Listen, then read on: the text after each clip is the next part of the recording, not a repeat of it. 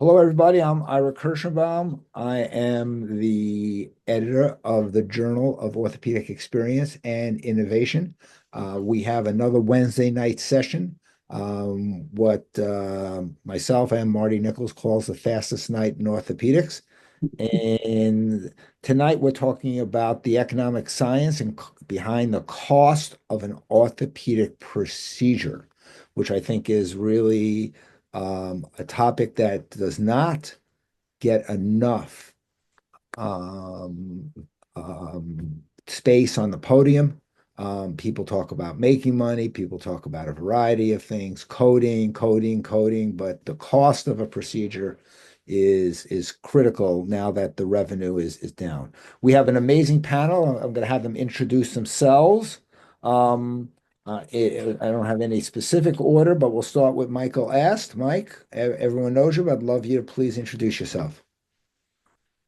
Thanks so much, Ira. I'm Mike Ast. I'm a hip and knee replacement surgeon at HSS, and I run our surgery center development network. Excellent. Excellent. Charlie DeCook.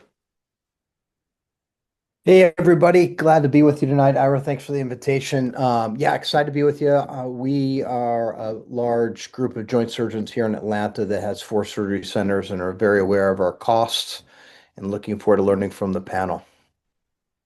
Excellent. And Derek Haas. So I am not a physician, although both my parents, brother and sister are, based in Boston, and I am the founder and CEO of a healthcare analytics company called Avant-garde Health that grew to work I was doing with two of the faculty members at Harvard Business School, Michael Porter and Bob Kaplan, and we have software analytics for health systems and surgery centers to help them understand and improve the profitability and quality of their surgical care. And we have Kuba Taka.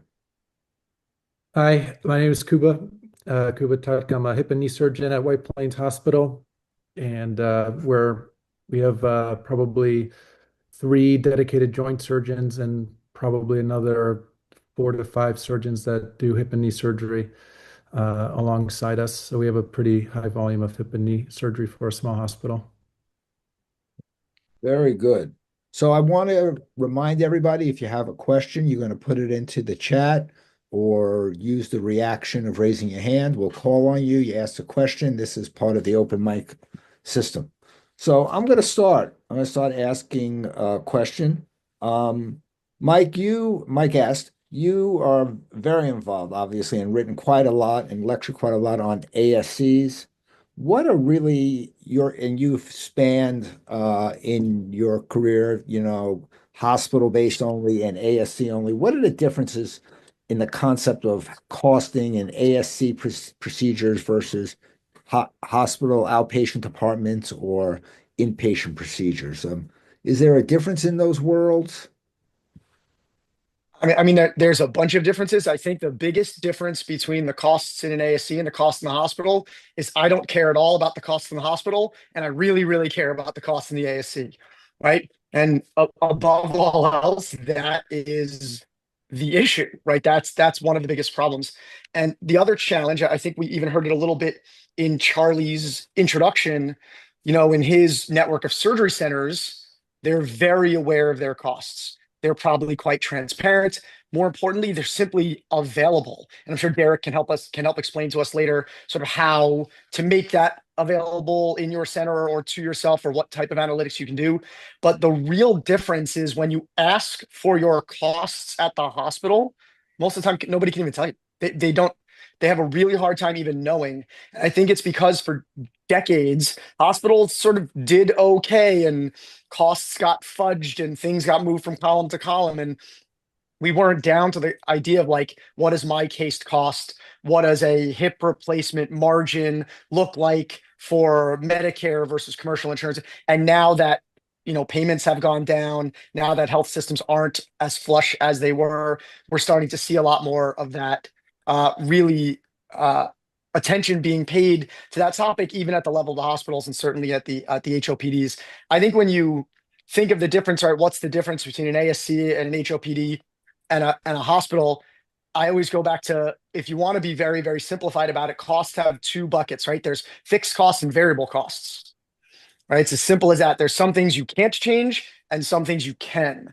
But they are also very different between a hospital and an ASC, right? ASCs are smaller staff, and their fixed costs don't necessarily have to account for the hospital's need to run the emergency department and keep nurses on the floor and keep the building open 24/7. And like, you can't shut off the electricity and send home the staff just because the day is over, right? So the fixed costs can be really, really different.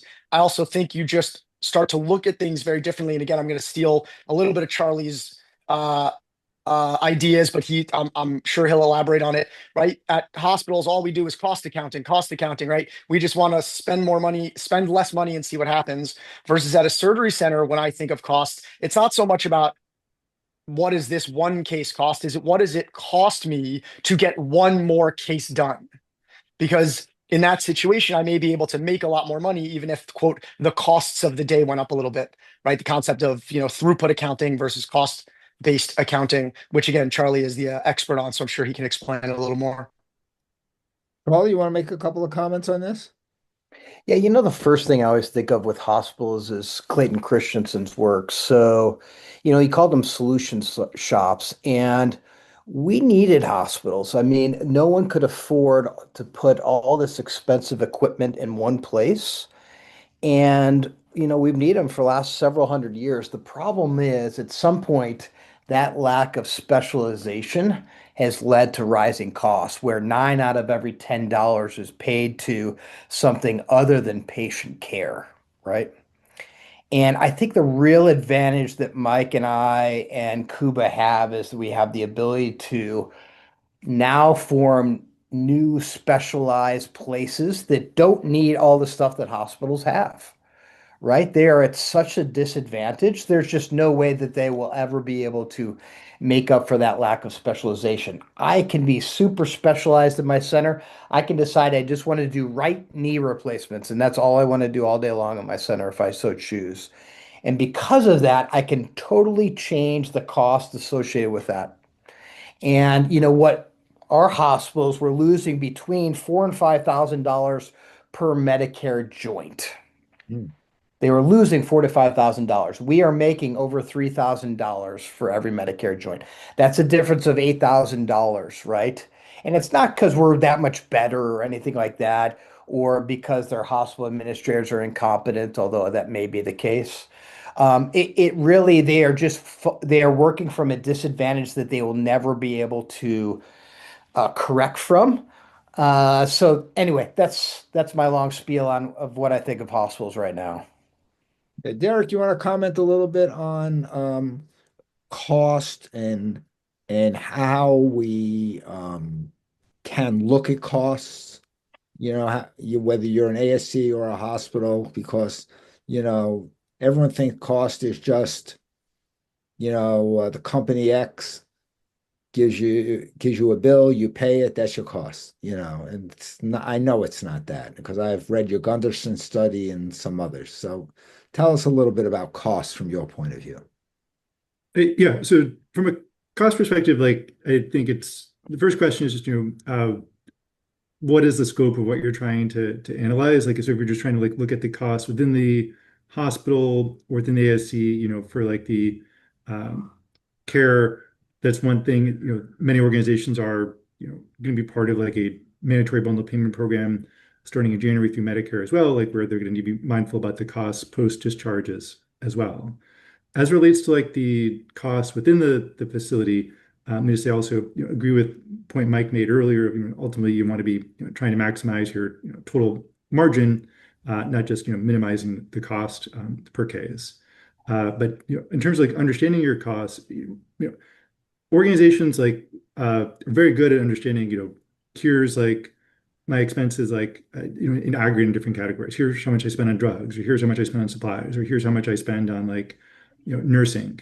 But they are, I would say, very unprepared for like trying to like really understand on a per patient basis. Here's the actual resources consumed for caring for that patient. In terms of like understanding your true supply costs, like net of keeping for health systems, many of their supply contracts have rebates associated with the different vendor contracts, and keeping track of that is like something that is hard for most health systems to do right now, effectively, for instance. And with personnel, which is like the single biggest expense item for healthcare delivery organizations, it's a real black box in terms of being able to allocate that accurately on a per patient basis. And there's a approach that we utilize that Bob Kaplan pioneered called time-driven activity-based costing, or TDABC for short.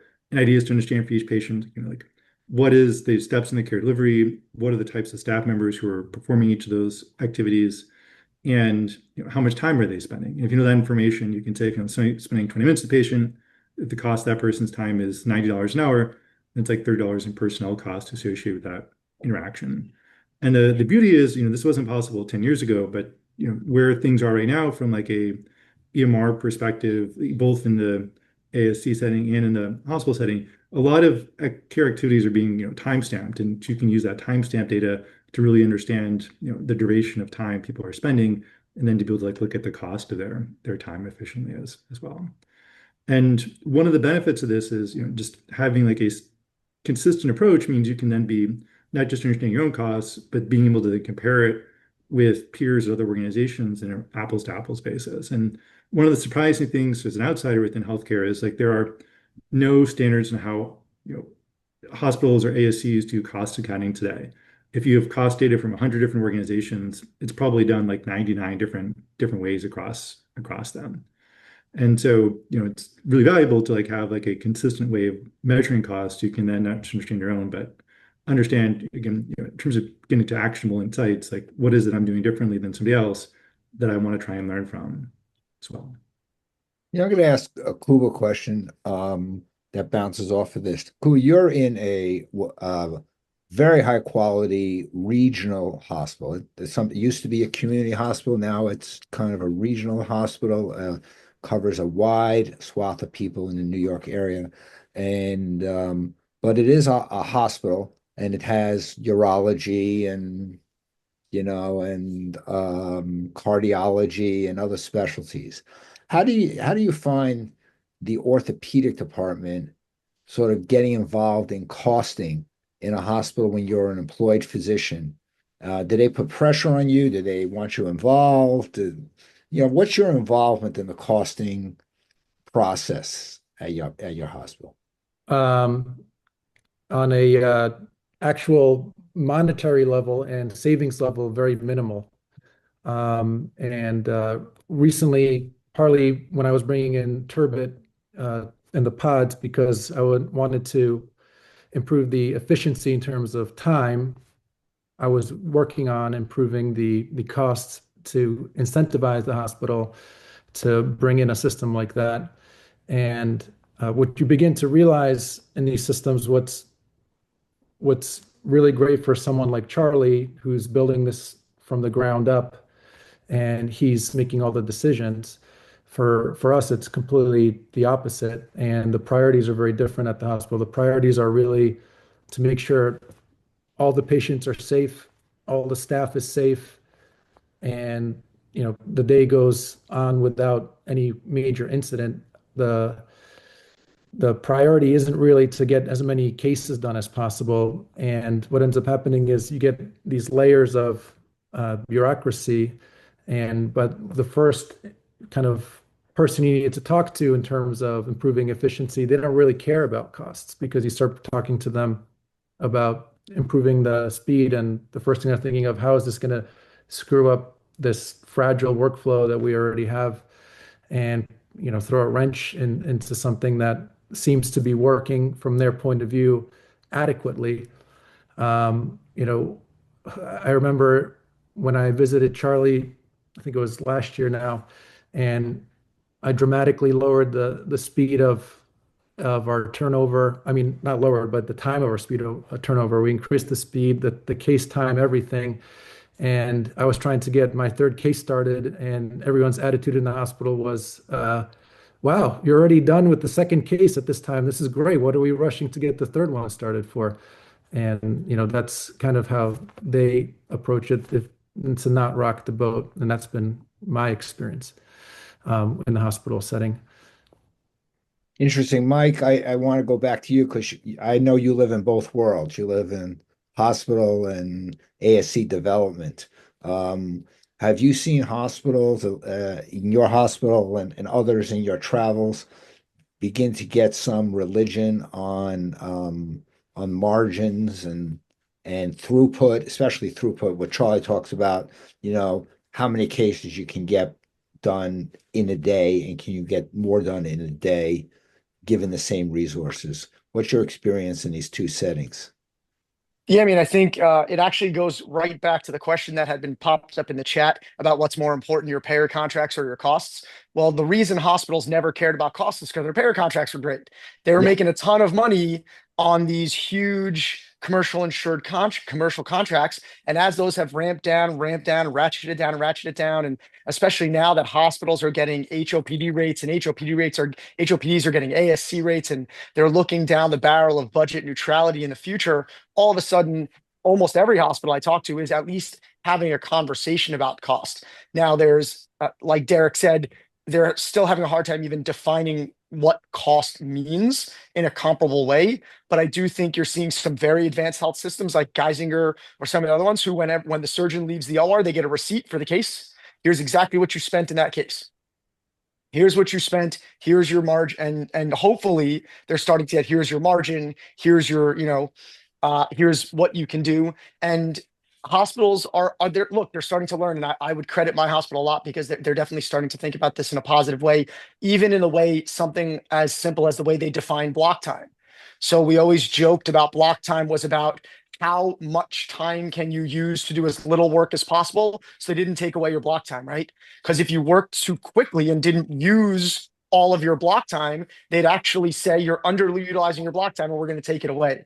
In our hospital, we call this the Fritz Botner problem, because he would do like 8 joints and be done at 2 o'clock. And they'd say, well, I guess you don't need so much block time because you only used your room till 2 o'clock, even though he was doing twice as much volume as everyone else. And a credit to a lot of the systems out there, including ours, they said, you know what, we're going to redefine block time. Block time is no longer how much time you use. It's how many cases do you get done in that amount of time. So if you do your whatever target number of cases is, let's say it's 4 per block, no matter what time you finish, you're always going to keep your block time. That's the first step to saying, increasing throughput is more important than how much things cost. Now, hospitals have a huge driver for that because all their overhead is so fixed, right? They can't send the staff home early like you can do at an ASC. Right? You can't do stuff like that. So the number one thing as a hospital to be considering is, how do we entice our surgeons to do one more case, right? Kuba's story that he just told is like the classic story of every hospital where the staff is like, no, stop going so fast. We don't want to do a 4th case. We do 3 cases and then we go home. And if you go too fast, we get an add-on OBGYN emergency. And we definitely don't want that. So your first case turnover is fast. Your second case turnover is 2.5 hours, right? If all of a sudden you start incentivizing the physicians, or at least talking about, hey, getting more cases done during your time is helpful to everyone, then all of a sudden you can do that. And they do that through gain sharing programs. You can do that through ownership, like ownership in ASCs. Sometimes, and I think we heard it a second ago, you can do it simply through transparency, right? The other thing we now get is unblinded data for everyone in our division. Right. So all 30 surgeons see exactly what everyone's doing. And a little bit of healthy competition can really drive some improvements. And I think, again, that goes back to Derek's point about you got to measure it the same way for everybody so you can make some comparisons. Charlie White, you had a question. You want to ask that a little bit on driving reimbursement down? If you're available to ask your question, Charlie. You want me to ask a question? Yeah, you asked a question. Yeah. What's the question here? The question is, do you feel that doing cases quickly will drive reimbursement down? And does efficiency actually make it easier to negotiate better reimbursement? That's what he talked about. Yeah, the question is, actually, I want to add another aspect to that, which is the revenue part. Your strategy to increase revenue. Yeah. Let's actually start there, and then we'll go to the race to the bottom and see who's at fault for This has happened in other industries as well. Like in the 70s in the airline industry, we were talking about cost. And what was their response to cost? It was dealing with flight attendants, cutting the number of peanuts you got, looking at cost of fuel, that kind of thing.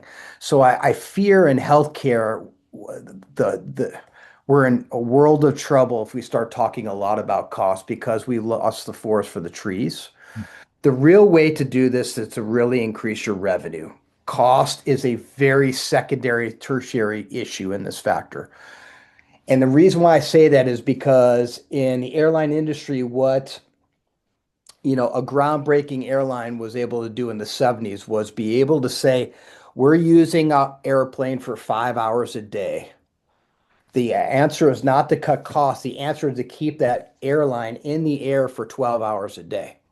And that's what they were able to do. So Southwest was able to do that and effectively compete against the bigs because they realized it's truly what your output is that's most important. It's your revenues that are most important. And I think if any hospital realized that, they would totally look at things not from a cost accounting perspective. They would look at it from a throughput accounting, and they would start to realize what gains they're missing, right? The average OR, I don't know what the average OR hospital cases they do, but somewhere between 3 and 5 a day. If they realized they could double or triple the number of cases they could do if you just threw enough staff and the right incentives in place, then they would blow those margins out of the water. So for me, what was said earlier is absolutely rings true, which is we talk way too much about cost here. Listen, we can all cut down costs. It's very simple to cut down costs in an ASC. I think it's an important topic. However, what's much more important is the number of cases you can do in a day. So, Jack Schilling, you raise your hand to ask a question, Jack? Yeah, I did. It was just really a comment that sort of piggybacks on that. I mean, we opened a very large HOPD outpatient area where we're now at least making profit where we didn't make profit when we were back in the hospital. But a big part of that was the culture side of it too. I mean, I think, finding the right way. I think we as the surgeons are incentivized to do all the things that Mike and Charlie were talking about, but at the same time, the staff is not. And I think that the difference between a pure ASC model and even in our successful HOPD, we don't have the ability to control culture for the techs and the nurses and the staff. I still see people that are, why are we running so hard? Why are we working so hard? Because the incentives are completely misaligned unless you're in an ASC model where you can be a speedboat, you can control the people you're hiring, you can control all assets of the assembly line.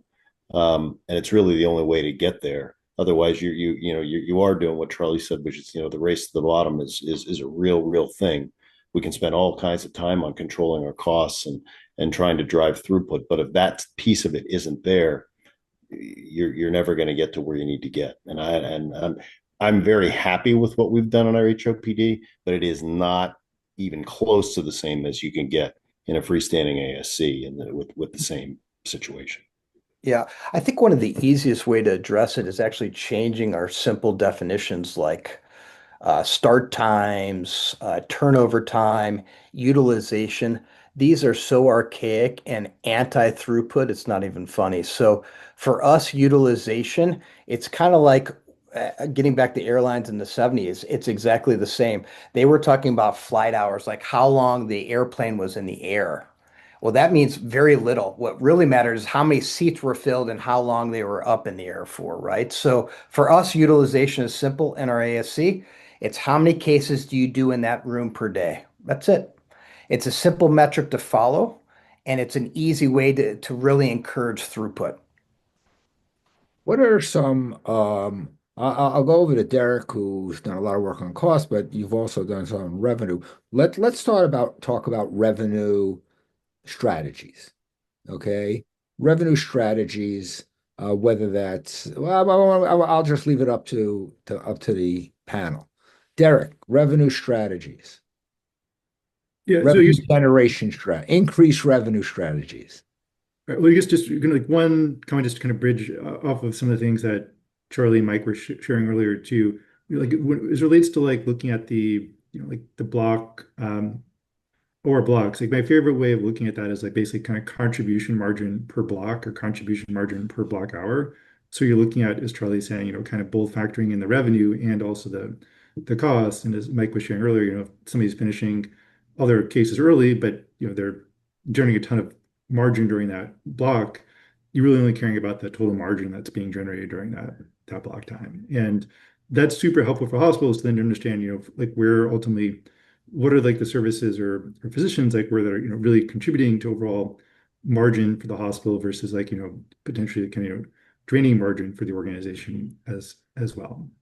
So if I can only look at like one metric for it kind of combines together like the cost and throughput and revenue side of things, like that would be like the one thing that I would suggest focusing on. From a Derek, real quick on that. How do we do that? What's the best way to do that? Yeah, I mean, like basically, it's the simple arithmetic is just however many cases are done during that block. Look at the total revenue generated from those cases, then look at the total cost associated with those cases, and then just take the delta between those two.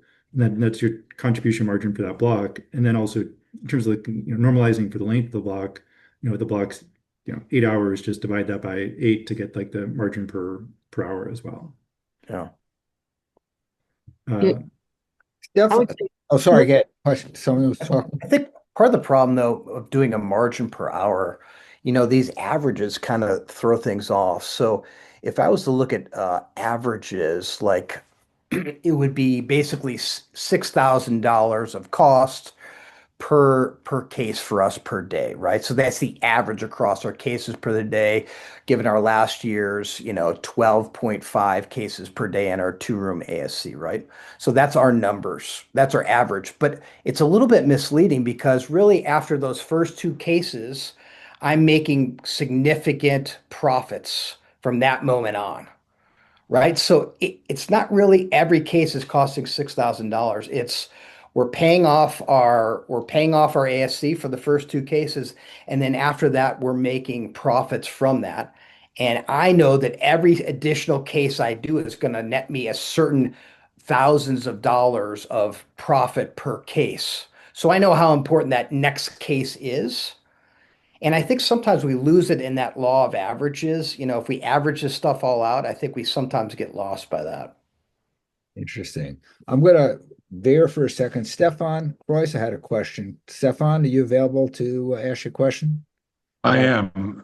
The question to the panel I have is regarding implant. When we look at cost, everything is a cost.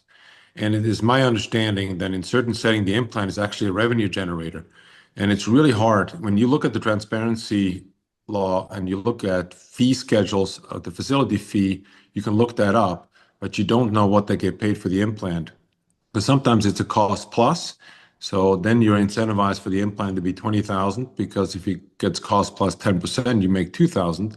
Sometimes it's 52% of billed charges.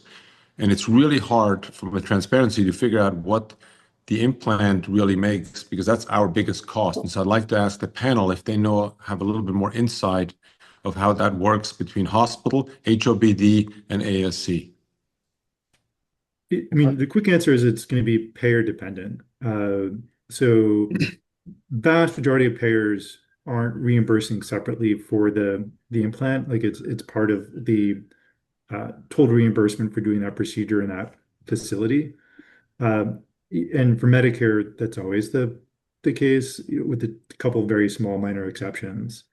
There are some commercial payers, I would say more commonly like in the South and Midwest, geographically, again, not exclusively, but more commonly in those areas that will reimburse on a cost plus basis. And so it goes to the importance of knowing by payer how those contracts are structured.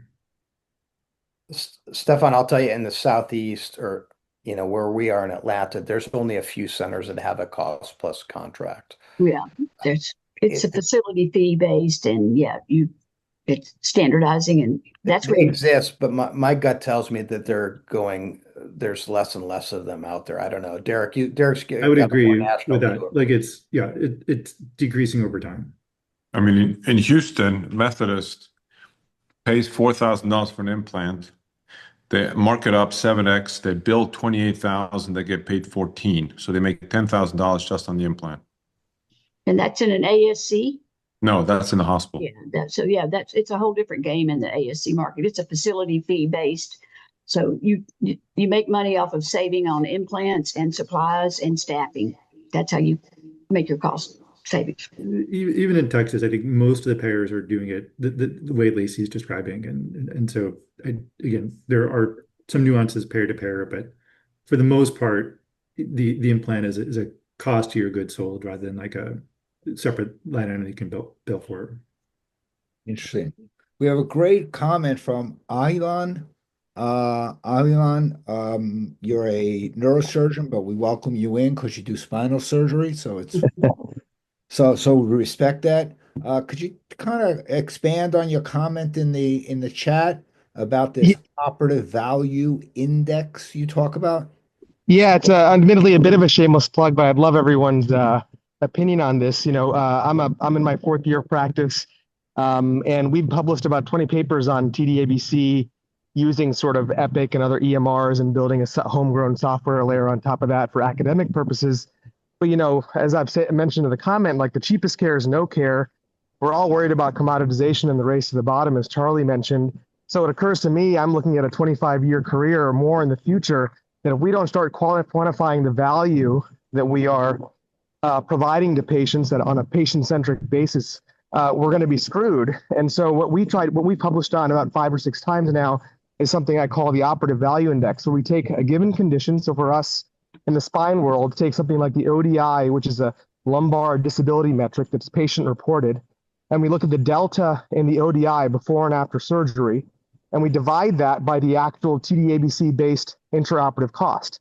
So we can actually get a price for a given 1-point improvement in something like an ODI. And we can take that to the payers and say, here's the actual quantifiable value on a per case, per surgeon, per facility basis, and compare that with any benchmarks. And you can do it for any condition. You just choose the relevant condition-specific patient-reported outcome of your choice, whether it's for hips or knees or what have you. So I'm curious if there's been any conversations along that side on the orthopedic front, because if we just focus on costs, we may lose the plot here. Some comments from the panel? That's a Derek level answer right there. Okay. Yeah. I mean, what I'd say is like, fantastic that you're measuring the PROs pre and post and looking at that relative to the costs. I think like the way Mike Porter would think about that is like he was reluctant to like, even though the value equation's like, outcomes over costs, he's reluctant to kind of divide things in that way and tends to try and think about the outcomes as being multidimensional. And so there's actually like an article, I'm just trying to pull it up here in real time. Bob Kaplan and I wrote a few years ago, like where the idea is to kind of like use a radar chart to express like all these different metrics that are important in terms of like showing the overall value that you're providing. So if you just give me 10 more seconds here, I can pull this out.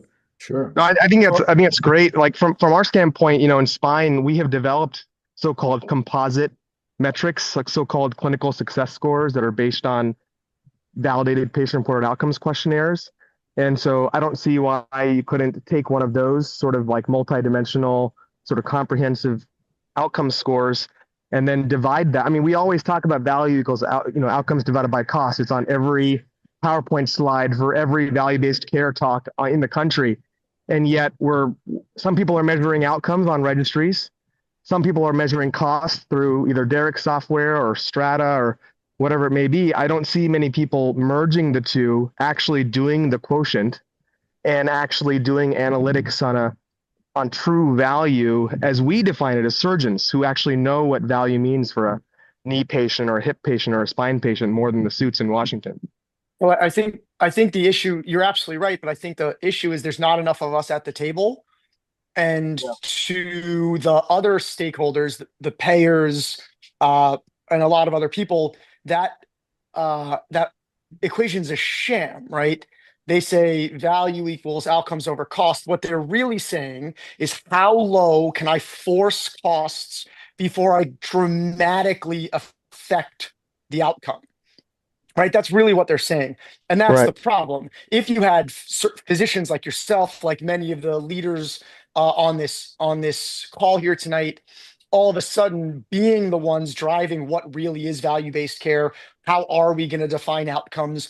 How are we going to determine reimbursements? Then yes, you're right. That's the work we're going to need to do. And people like yourself and Derek and other really smart folks will help us get there. But first we need more people at the table who care about the actual outcome and not just about not screwing up the outcome too much as they That's a great focus on point. cost. Yeah, I think my one humble suggestion is I think self-insured employers are a powerful stakeholder here because they are actually aligned with us on outcomes, right? They want their employees to go back to work, be part of the functional productive workforce, unlike traditional private carriers that are just trying to, denials for dollars and, deny. So I wonder if that's the kind of arena where we can have the most traction with these kind of conversations because they are aligned with us. Interesting. So I'm gonna pivot slightly. There's a concept that I talked about one time. I gave a lecture at one of the business schools on green checks and red checks. Red checks are checks you write like your utility bill. You just got to pay that. You're not getting much value out of it. But what kind of things do you spend on green checks that actually generate either revenue or cost savings, even though you're spending money? Okay, I want you guys to think about that, and anyone could come on with an answer to that at any time. Okay. Yeah, I'll jump on that. I think the most obvious one is staffing. Okay. I think our ORs are grossly understaffed. We have 4 to 5 people turning over a room. We have 2 scrub techs and 2 nurses in each room that help facilitate that. That means I'm paying more per case. My cost is more and absolutely pays off in more revenue, more throughput. So I think the first thing I always think of is staff. We are understaffed. Yep, that's a green So check. I agreed. Yeah, I fully agree with what Charlie's saying. And I think not just like staff in the OR, but so many health systems, when they go to cut costs, the first thing they do is like cut the support staff. And that just means you all are then spending time doing stuff that is way below what you should be doing. And so I think like people, health systems, investing in like making sure that people are, utilizing their time efficiently, just broadly speaking, like whether it's in the OR or like having the proper support staff is the number one thing that I think is a green check thing for me. And the number 2 thing is like making sure there's enough space. It's much less costly to have a room go idle than to have you sitting around for 10 minutes waiting for a room to be available as well. And like an annual fully depreciated basis, like the cost of the actual space or equipment in a health system is only like represents an average about like 7 to 8% of the total spend for the health system versus like personnel is like 60-65%. And so like where you can invest in making sure you're building enough space so that people can be fully productive is like another thing that I think is super valuable as well. Interesting. Wow, I Lacey? I Yeah. see that a little bit differently, but spaces, rent of space and usage of space, we're really conscious of that when we build ASCs. We want to utilize everything we build. So, and our general rule is we do 2 rooms, depends 2 or 4, and then it's not a third of the cost to do an extra room. It's exponentially more to do a 3rd room when you have 2 rooms. That's just our experience in the ASC market.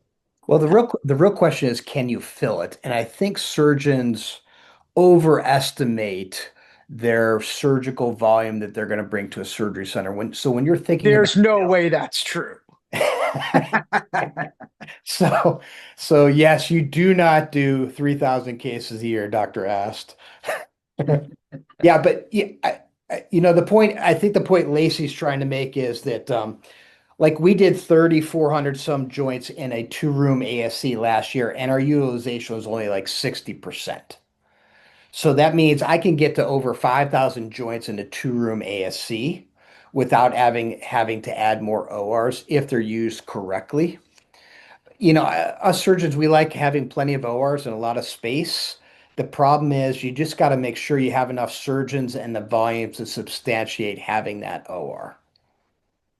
And really need to look at your flip rooms. I'll just tell you guys that's the data that you need to look at, because flip rooms sit for a long period of time. As much as you want them to be ready to go, they're not as utilized as you would think. There's 30 minutes of waiting for the surgeon to get back in there, and that could be a case that could be done, especially if you're not a super focused ASC on total joints. We just need to look at true utilization. What are some of the innovations that possibly make us more money or generate more revenue, or what do we think? What do we think about that? Any Well, staff, Kuba, Mike, Charlie. what I wanted to say is I have a way fewer levers than some of the other people on this call because I have very little input from above.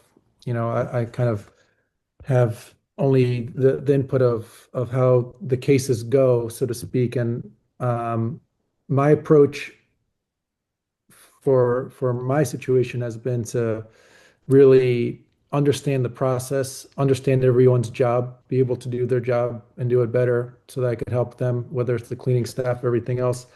And that kind of clicked for me when I started getting products like the Turbot Pod. That was really when I got involved in understanding every step because I think what happens in a lot of situations, a surgeon might get this magic bullet pod thing and not understand the best way to use it and not get the most out of it.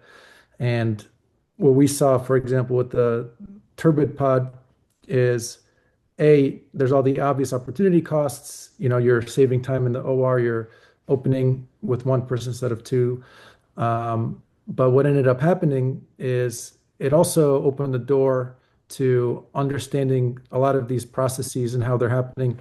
Where are they putting the garbage can? Like these kinds of details that no one working in a hospital thinks about, and they're walking 20 feet to throw away a piece of paper every time, and it takes them 10 minutes to open three something instead of two because they just throw the garbage behind them.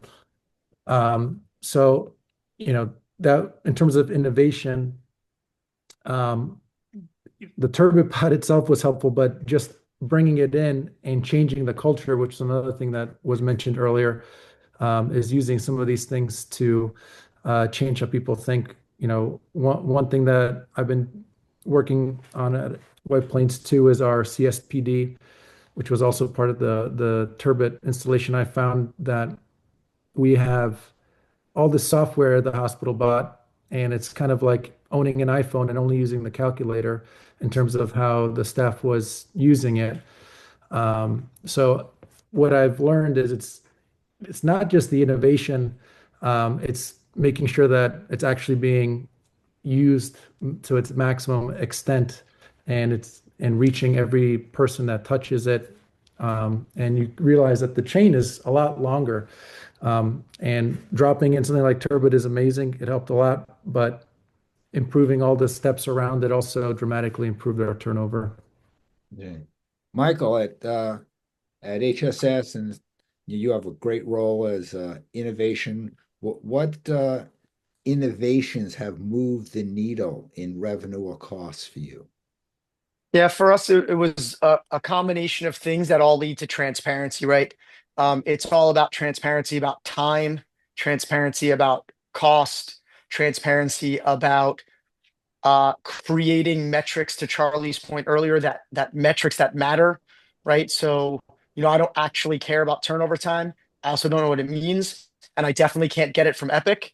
My favorite thing to walk around. So we have all these TVs outside all the ORs, and like you'll have Epic running its turnover time metric on the screen, and it'll say, turnover time is 148 minutes, and you look in the OR and the cases going on, and you're like, well, all right, clearly turnover's either done or hasn't started because there's a patient on the table having an operation, right? And it shows you that like some of the technologies that exist that say they can do these things really can't. Now, obviously, I have huge conflicts of interest with a particular technology that does this really well, but that's why we have that technology, right? And you put that in our ASC, and all of a sudden we really start to see metrics that matter, like wheels out to skin incision, right? Because that's what I care about. How long is that room being used for anything other than me doing an operation? And so technology like that, and then seeing it on the revenue side as well, right? We now have dashboards on our revenue side that every week I get, I can see all of our ambulatory surgery centers, and then the owner of each ambulatory surgery center just gets theirs. And it is your block utilization, your utilization of time, your revenue per payer, right? We've hit on this a couple of times, but the world is very different if you have really good contracts or not so good contracts. And when you look at your government payer rates and your commercial payer rates, and you see how that adjusts your margin, it goes back to Charlie's point earlier about how the only thing that really matters is get the best payer contract you can. But we put that out every week in an unblinded fashion to really create transparency. So anything that brings transparency to your operating room is going to improve your ability to drive things that improve revenue or things that improve cost, and hopefully both. Charlie? Yeah, I just dropped a text in the chat that I got from Ospitec today at the end of my cases. Wow. So just take a look at that. This is the feedback we give to every one of our surgeons, and Ospitec is giving us that throughput all day. So we're able to act on that. We look at it every quarter. We make changes to improve our throughput as a result of that. And if you don't think that our revenues improve as a result of using a technology like Ospitec, you're crazy. Now, I don't want to tell them how valuable they are because I don't want to pay more money. However, it has totally changed the game for us. So that's, for me, a green check. Now, a red check would be every robot that's ever been created since the dawn of time. So those are red checks to me. Those are things that take too much time, have never improved patient care. They will someday in the future. I think Stefan's going to make the robot that's finally going to be used, and it will be appropriate. But for now, they all suck, and they're all terrible for the bottom line. All right, and speaking of Stefan and other green checks, the ramp thing that he showed me, that thing is awesome. What is it? It's like a foot positioner for when you're doing total knees. Instead of like having to tape a sandbag to the bed, it never moves anywhere. It takes like 1 second to set up. It's way cheaper than trying to sterilize the DeMeo over and over again. That thing, Stefan, man, that thing is awesome. And we're about to come with an improvement that I don't need an improvement. The one I have is perfect. Well, there's the heel still We need slides, that. and so We need that. I hate we're to going to deny come it. up with something really good. So, All right, we just made Stefan's day. That's great. Masha Dumanis, you have a comment? Yeah, I have a question actually. I'm curious for those of you in ASCs, how many of you have value-based contracts with payers where you're being assessed for more than just the episode of care, and how far out that episode of care, or rather for more than just the acute surgery, and how far out that is looking? And maybe for Derek as an adjunct, like when you look into the future, how much do you see that coming to the ASC? Because we're talking about technologies that are absolutely and processes that are optimizing our ORs today. And I think where some of the costs start to accrue to payers are costs in not even orthopedic care. Like we know infection's a big one, but infection happens in very few patients. But in like, visits to the ER afterwards, or even to urgent care, or the calls that you're getting and follow-up visits, which right now my understanding is most ASC contracts don't have that folded in. So I apologize for the very long compound question, but I'm just curious how much value-based care has creeped into ASC and where we think it's going. Who wants to take that? I mean, I'll say I think in the ASC setting, it's still like in the very early stages, broadly speaking. There are some places that have contracts that are where they're kind of like accountable for, like as a physician group, like musculoskeletal spending on a per member per month basis. And so like, they're very sensitive to like site of service for, which cases they're doing in the ASC versus which doing in the hospital, and then, managing that total, patient spending over the course of the year. But from like like say a overall perspective, I would say most ASCs are, on a kind of pure fee for service basis at this point in time still. Yeah, I do think that is going to change. And I think, mentioned earlier, Medicare is starting this new mandatory bundle payment model for 5 surgical episodes in 25% of metropolitan areas in January through the Medicare team program. I do think, that program was introduced in the last administration. It's continuing in the current administration. I think there is like broad support, to the extent anything's broadly supported in DC at this point, for continuing to move in that direction over time from a reimbursement perspective. So I do expect that payment model to grow both in hospitals and to, if we would debate the point earlier about site neutrality, but to like have that, extend into the ASC setting over time as well. We're only seeing like Blue Distinction or some center of excellence that can make some differences in the payer contracting. We can negotiate or fill out those applications and get approved for those. That's been a little bit of a plus for us in the ASC. Yep. I think if you're Go ahead. sorry, I think if you're running like a true musculoskeletal risk contract, like they have at Duke, where they have, specialist-led global musculoskeletal care, site of service. Remember, the two most expensive things are site of service and discharge destination, right? Those are the biggest ones. If you take out, complications and readmissions, because to your point, Masha, they don't happen that often, right? The controllable ones on a large scale are those two. Then you will see optimizing site of service, and there's no question that ASCs are uniquely positioned if and when they're brought into that. But for now, I agree, it's not that much. We have a few bundles at our ASC because our ASC is a hospital partnered ASC. So some of our contracts extend from the hospital to the ASC. The future, as Charlie said, of all of this type of elective care is probably not in large general service hospitals. And so as that naturally occurs, so too will the shift in the way that things are paid for. All right. I'd like to bring up sort of an 800-pound gorilla here, and I'm not referring to Richard Bush as an 800-pound gorilla, but his question. Richard, if you're still available, I wanted you to ask this question. Are you around, Rich?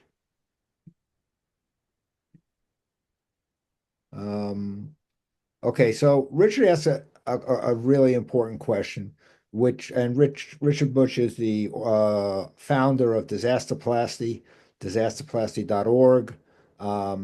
And he asked a question, where are all the difficult cases going to go and who's going to pay for them?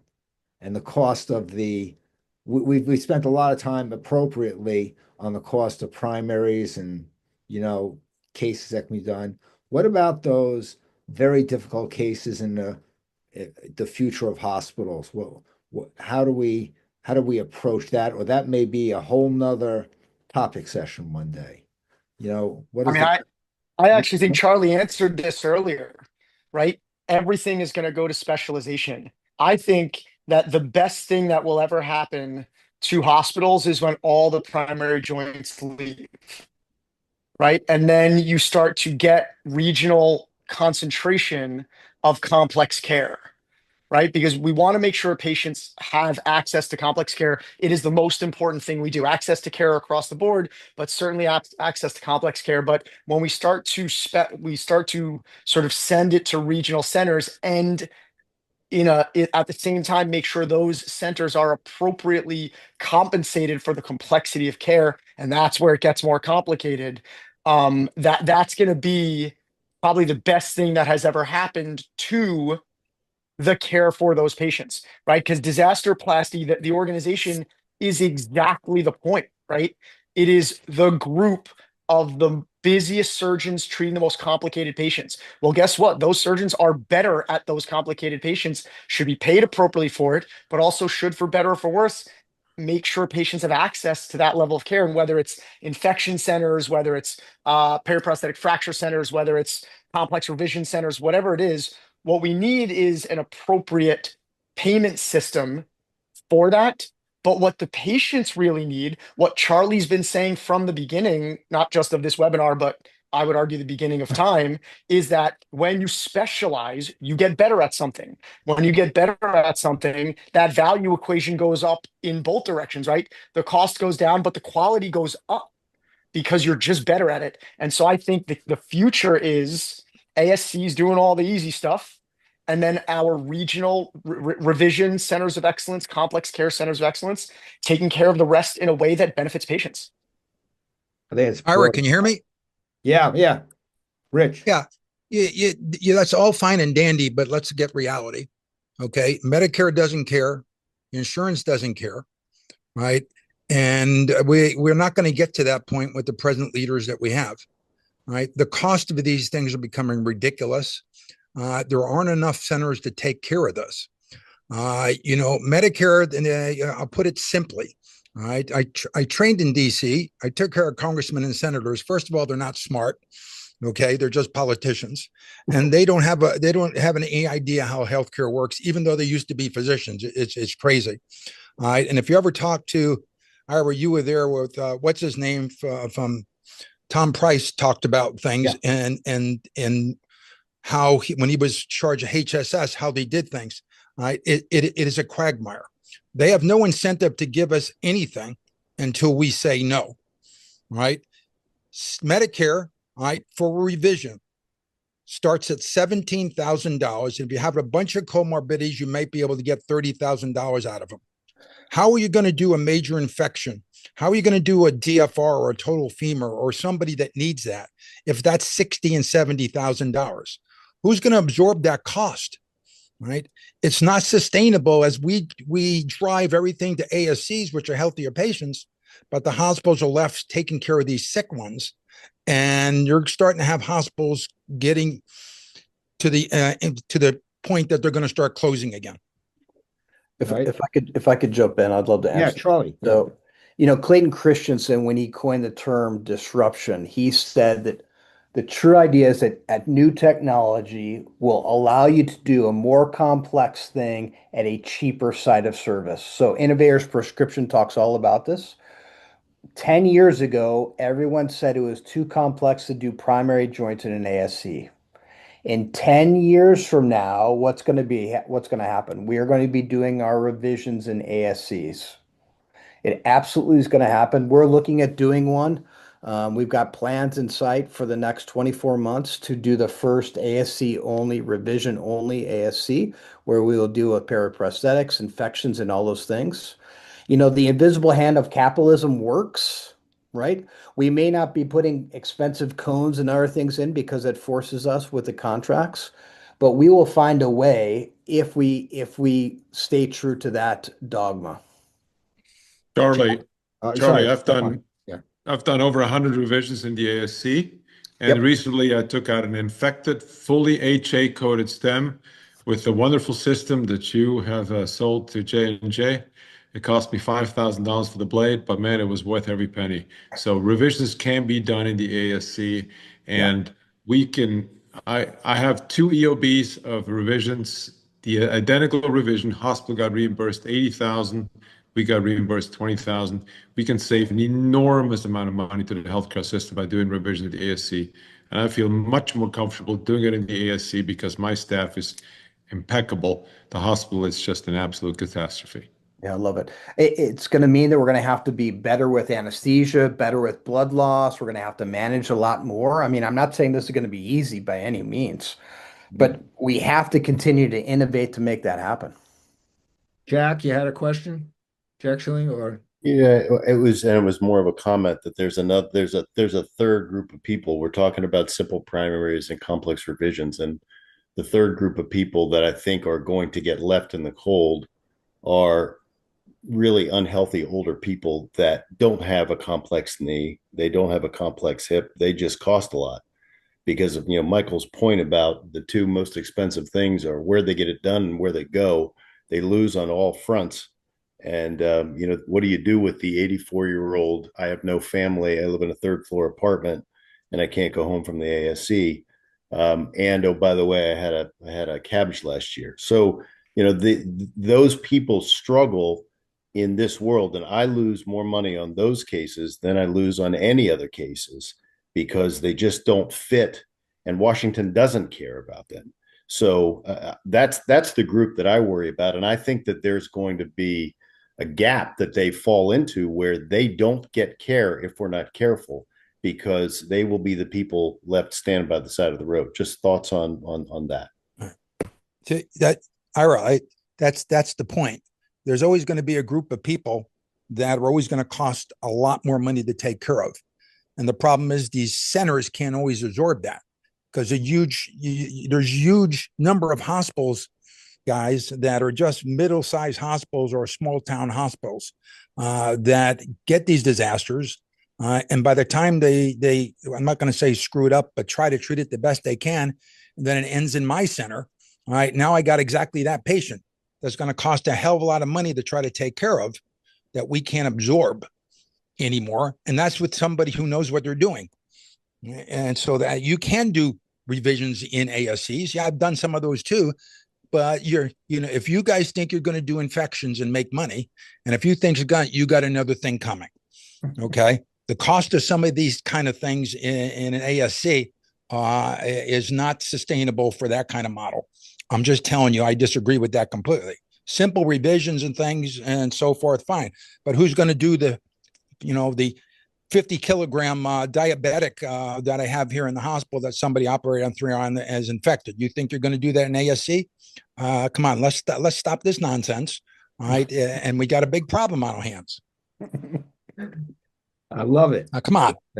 So we are at the fastest hour of orthopedics has sort of ended. I'm going to ask all the panelists to just give some final comments. I feel everyone's been a panelist tonight, so I could ask the whole staff.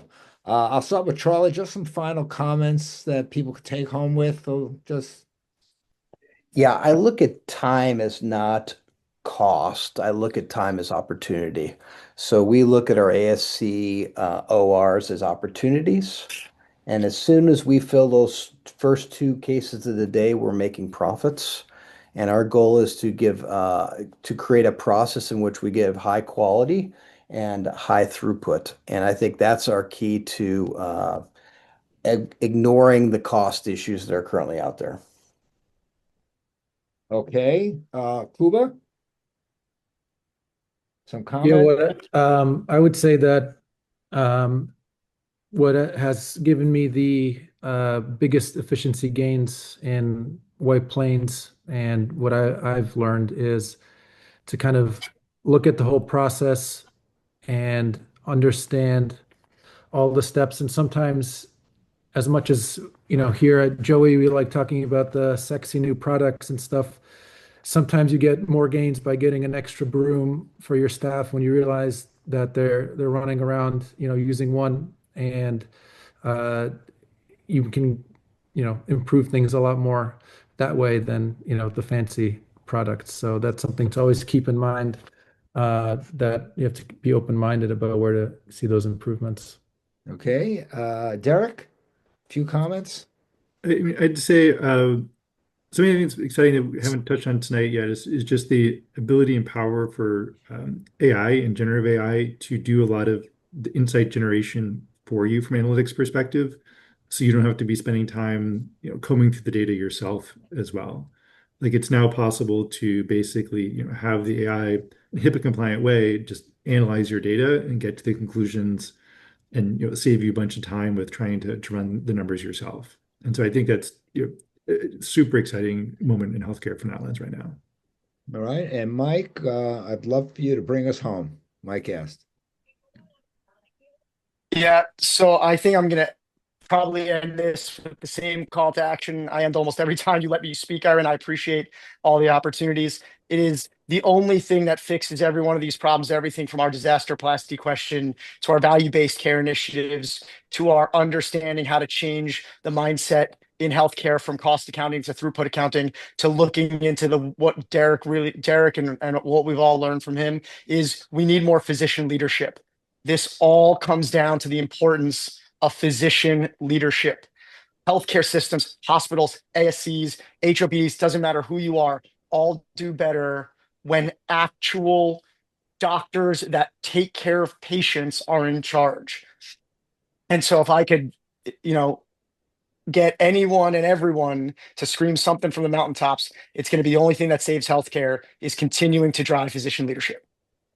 Thank you. Absolutely great. So I want to thank everyone, the panelists, and everyone who spoke tonight. Looks like we're going to have to do a few more on everything from revenue to throughput to payer mix to self-employed health plans. So we have a lot of work ahead of us for 2026 and a lot of interesting JOEI topic sessions. So I want to thank everybody for coming on board and appreciate your time and your effort.